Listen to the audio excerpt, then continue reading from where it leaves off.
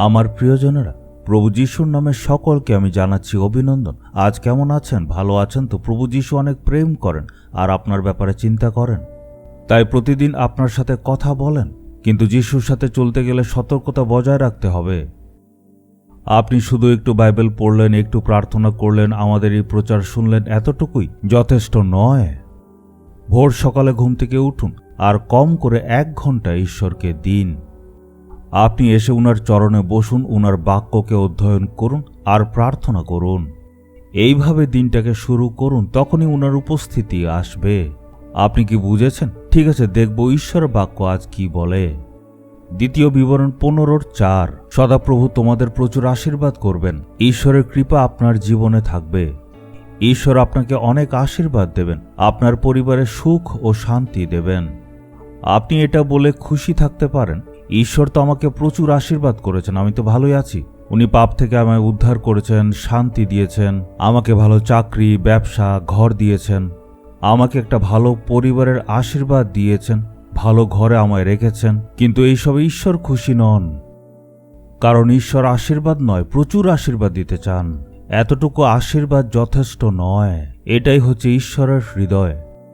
একজন পিতা চায় যাতে তার সন্তান অনেক আশীর্বাদ পায়। হয়তো সে আগে অনেক আশীর্বাদ পেয়েছে, তারপরেও পিতা চায় আরও পাক।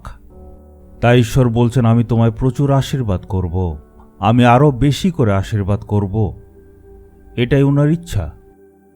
একবার এক পরিবার প্রার্থনা করার জন্য আর ব্যবসাটাকে উদ্ঘাটন করার জন্য আমাকে ডেকেছিল। আমি সেটা গ্রহণ করলাম, চলে গেলাম। ওদের ফ্যাক্টরিটা অনেক বড় ছিল। আমি প্রার্থনা করলাম, তাদের আশীর্বাদ করলাম। তাদের অন্য ব্যবসা, ভালো ঘর, আরও অনেক আশীর্বাদ ছিল। যেই ফ্যাক্টরির জন্য প্রার্থনা করলাম সেটা নতুন ছিল। এই ফ্যাক্টরিটা অনেক বড় ছিল, অনেক লোকেরা কাজ করছিল। পরের বছর ওরা আবার এলো, আরেকটা নতুন ফ্যাক্টরির উদ্ঘাটনের জন্য আমাকে প্রার্থনা করতে ওরা ডাকলো। আমি খুবই খুশি হলাম। তাদের নতুন ব্যবসার জন্য প্রার্থনা করতে আমি চলে গেলাম। ওরা প্রচুর আশীর্বাদ পেয়েছে। পরের বছর আবার এলো, এবার আরেক নতুন ব্যবসার উদ্ঘাটনের জন্য। আমি খুব খুশি হলাম। এটাকে বলা হয় প্রচুর আশীর্বাদ। আপনার জীবনেও ঈশ্বর এমনই করবেন। আমি গিয়ে প্রার্থনা করলাম, সেই ব্যবসাতেও ঈশ্বর আশীর্বাদ দিলেন।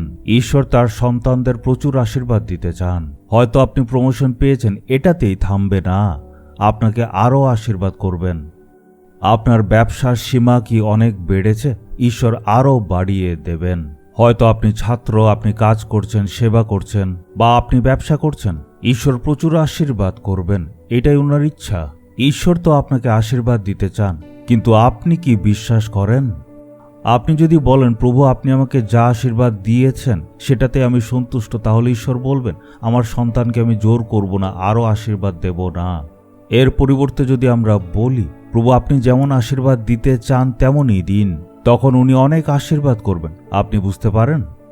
আপনি কি এখন চাইবেন, প্রভু আপনি প্রতিজ্ঞা করেছেন প্রচুর আশীর্বাদ আমায় করবেন, আপনি যে আশীর্বাদ মনে ভেবে রেখেছেন সেটা আমি স্বীকার করে নিচ্ছি।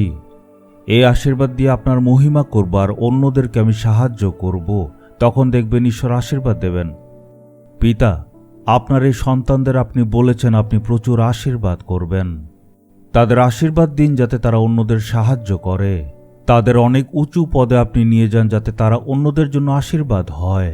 পিতা, এই প্রার্থনা প্রভু যিশুর নামে চাইলাম। Amen, amen. Jesus redeems Bengali YouTube চ্যানেলটি সাবস্ক্রাইব করুন, বেল আইকনটি ক্লিক করুন আমাদের প্রতিদিনের নতুন প্রোগ্রাম সম্পর্কে আপডেট পেতে।